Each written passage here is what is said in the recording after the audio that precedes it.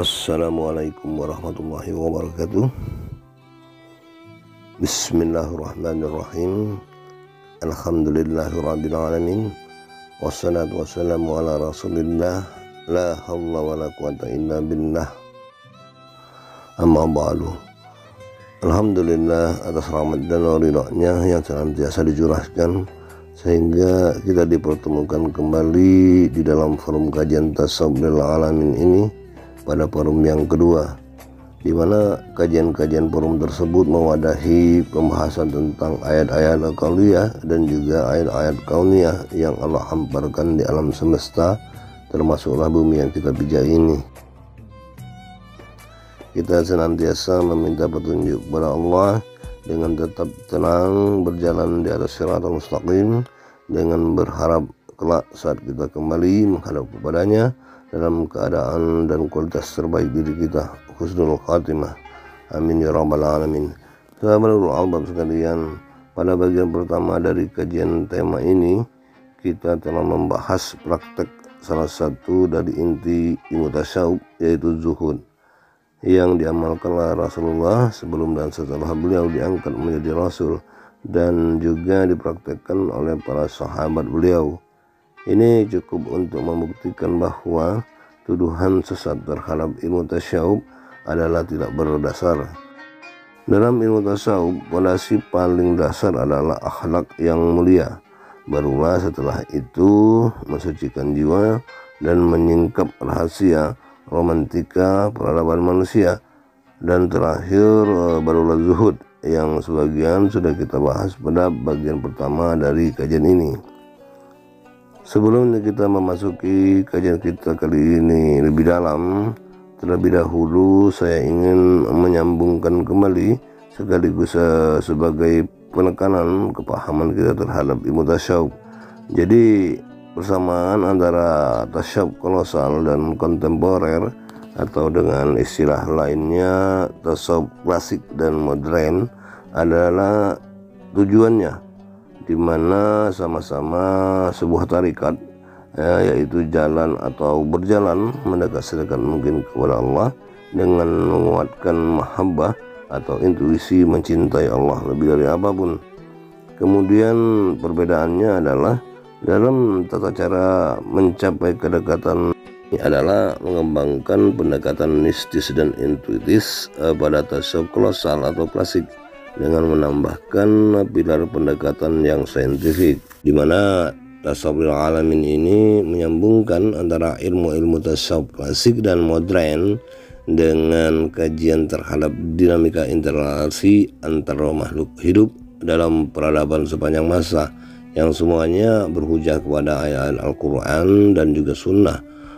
Adapun ilmu modern yang dimaksudkan diantaranya ialah kedokteran modern, ilmu arkeologi, sejarah, kosmologi, antropologi, geologi, fisika modern, sains modern, dan sebagainya, yang kesemua itu merupakan pintu gerbang dari rahasia-rahasia ayat-ayat kauniyah yang Allah hamparkan di muka bumi dan jagat raya semesta.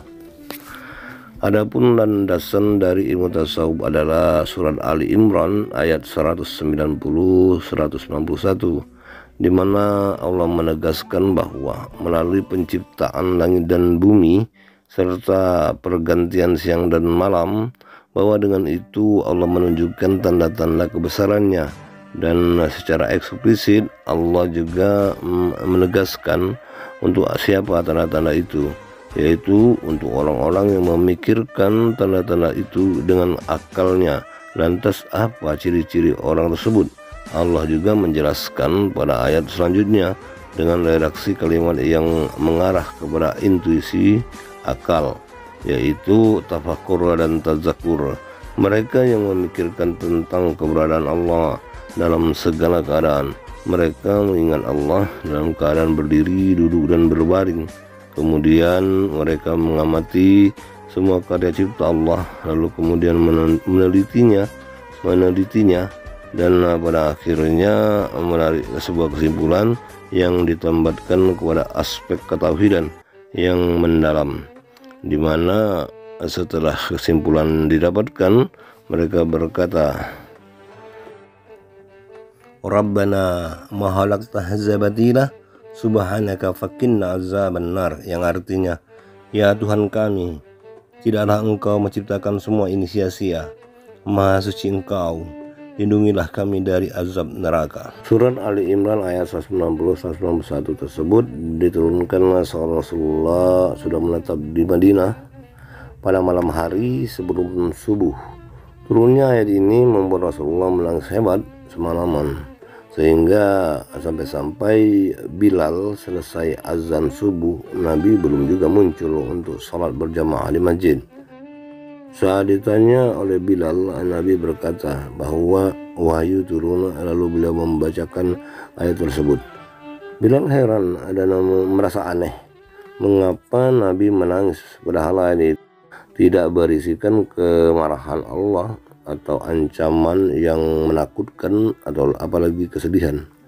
Tapi Rasulullah menangis hebat setelah menerima ayat ini. Kalau dilihat dari asbabun nuzul dari dua ayat tersebut, menjelaskan bahwa ayat ini memiliki makna yang sangat dalam. Terlihat dari intuisi yang Rasulullah alami sesaat setelah menerimanya. Mengapa Bilal bingung? Karena ya, untuk sampai kepada kefahaman akan makna terdalam dari ayat tersebut dibutuhkan intuisi ketauhidan yang tinggi sekaligus akal yang jernih, kuat dan sehat, dan Rasulullah memiliki semua itu. Kemampuan Rasulullah dalam memahami dua ayat ini sampai menangis hebat adalah bentuk dari praktek kedalaman tauhid beliau, yang kelak inilah yang menjadi cikal bakal dari ilmu tasawuf itu. Sahabat ulul albab sekalian, mari kita masuk kepada inti dari kajian tersebut. Pelajaran pertama dalam ilmu tasawuf adalah menyempurnakan akhlak mulia. Kita tahu bahwa misi Rasulullah adalah memperbaiki akhlak manusia seluruhnya, sebagaimana sabda beliau, sesungguhnya aku diutus untuk menyempurnakan akhlak mulia. Hadis ini bersandar kepada firman Allah di dalam Al-Quran, dan sesungguhnya engkau benar-benar berbudi pekerti yang luhur. A'udzubillahi minasyaitonirrajim. Bismillahirrahmanirrahim. Wa innaka la'ala khuluqin azim. Ayat ini menunjukkan bahwa Allah memuji akhlak Rasulullah, dan redaksi pujian ini tercantum di dalam kitab suci Al-Quran. Memang begitulah adanya di Rasulullah. Beliau adalah pribadi yang berbudi pekerti yang luhur, berakhlak mulia yang sempurna. Jadi hadis yang sahih harus ada hujahnya di dalam Al-Quran. Maka ketika kita mendapati sebuah hadis yang tidak ada hujahnya di dalam Al-Quran terhadap hadis semacam ini, kita harus melakukan kritisi. Kemuliaan dan kesempurnaan akhlak Rasulullah sungguh tiada bandingannya. Ketika beliau dilempari dengan batu hingga berdarah-darah, beliau tidak marah, bahkan tersenyum dan memaafkan, bahkan mendoakan kebaikan kepada orang yang melemparinya. Sabar dan mudah memaafkan adalah pondasi dari ketasyawuan.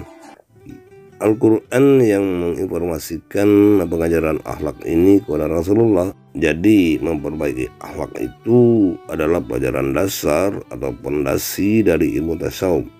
Memperbaiki akhlak inilah poin pertama yang sekaligus merupakan salah satu kesimpulan dari kajian ini, yang mana pondasi dasar dari ketasawufan itu adalah akhlak yang mulia. Bagaimana bisa bersikap sabar, ikhlas, tawadu, husnuzon, rendah hati, tidak pemarah, mudah memaafkan, pandai bersyukur, sopan santun, bersahaja, toleran, dan sebagainya. Dan ini semua tercermin pada pribadi Rasulullah, the living Quran. Itu artinya bahwa tasawuf adalah ilmu yang bersandar sepenuhnya kepada Al-Quran Al-Karim. Jadi bagi mereka yang menghujat sesat terhadap ilmu tasawuf, itu adalah tidak benar. Mereka tidak paham apa itu tasawuf. Sahabat albab sekalian, setelah usaha perbaikan akhlak diamalkan, langkah ketasawufan selanjutnya adalah mensucikan jiwa. Mengapa disucikan? Lantas bagaimana kita mengetahui bahwa jiwa kita itu kotor? Allah Subhanahu wa ta'ala berfirman,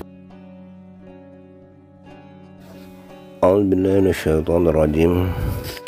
Wa nafsin wa ma sawwaha wa alhamaha fujuraha wa taqwaha qad aflaha man zakkaha wa qad khaba man dassaha. Yang artinya, demi jiwa serta penyempurnaan ciptaannya, maka dia mengilhamkan kepadanya jalan kejahatan dan ketakwaannya. Sungguh beruntung orang yang mensucikannya jiwa itu, dan sungguh rugi orang yang mengotorinya. Surat Asy-Syam ayat 7-10. Mengapa jiwa harus disucikan? Karena pada jiwa Allah ilhamkan ketakwaan dan juga sekaligus kejahatan. Dan di dalam satu ayat Allah menceritakan tentang Nabi Yusuf yang pada intinya manusia setingkat Nabi pun mengakui bahwa jiwa itu memang cenderung kepada keburukan. Sesungguhnya bukan manusia yang mampu menghindari dari keburukan, tetapi karena Allah merahmati jiwanya. Allah berfirman yang artinya, dan aku Yusuf tidak membebaskan diriku dari kesalahan, karena sesungguhnya jiwa itu selalu menyuruh kepada keburukan, kecuali jiwa yang diberi rahmat oleh Tuhanku. Sesungguhnya Tuhanku Maha Pengampun lagi Maha Penyayang. Surat Yusuf ayat 53. Tingkat yang paling rendah itu dan paling buruk adalah nafsul hawas. Nafsul hawas atau nafsu cenderung mengajak kepada perbuatan merusak diri sendiri, seperti merusak tali silaturahmi hingga merusak bumi Allah. Nafsu di tingkat kedua adalah nafsul amarah, di mana nafsul amarah ini mengajak jiwa manusia kepada perbuatan sibuk dan terjebak dalam urusan dunia. Kemudian selanjutnya di tingkat ketiga nafsul lawamah. Nafsul lawamah ini yaitu nafsu yang mengajak kepada perbuatan menyesali diri sendiri dan keadaan. Di tingkat keempat adalah di tingkat tertinggi adalah nafsu yang dibutuhkan manusia untuk cenderung kepada kebaikan, yaitu nafsul mutmainah, sehingga jiwa menjadi suci. Dengan demikian dapat kembali dalam keadaan tenang sebagaimana firman Allah Subhanahu wa ta'ala,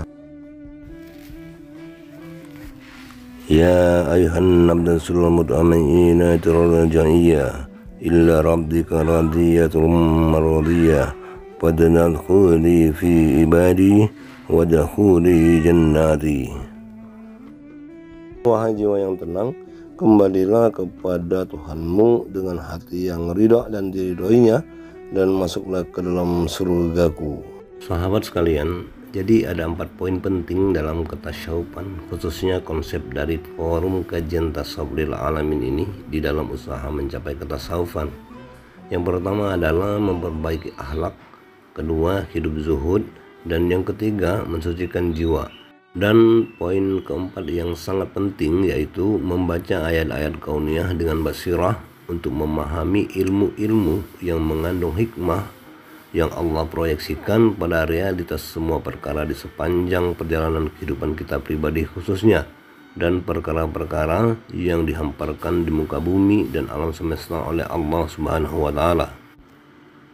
Sahabat ulul albab sekalian, dari 2 episode perdana ini ada 4 kesimpulan yang kita dapatkan, yaitu pertama adalah bahwa ilmu tasawuf sudah ada sejak zaman Rasulullah.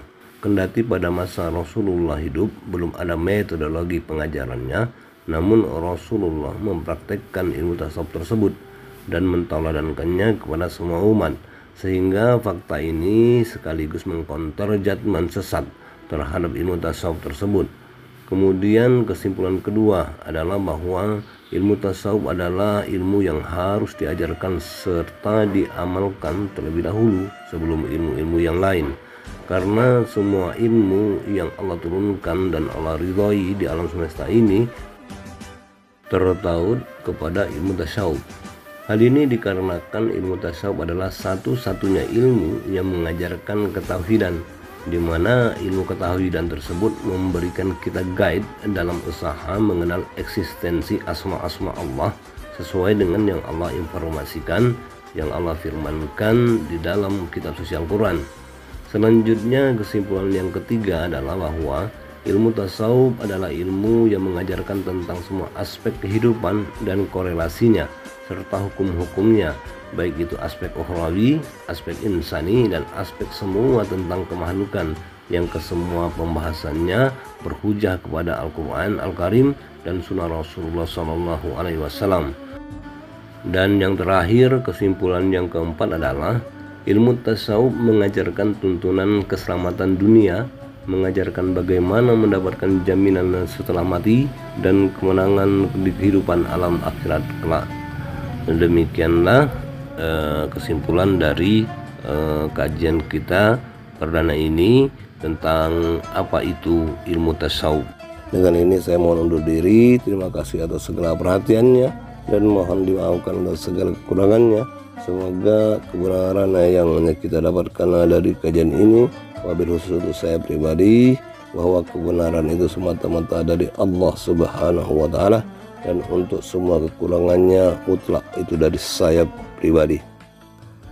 Jadi sekali lagi saya mohon maaf yang sedalam-dalamnya. Sampai berjumpa lagi di tema kajian selanjutnya, dan salam tasawuf. Assalamualaikum warahmatullahi wabarakatuh.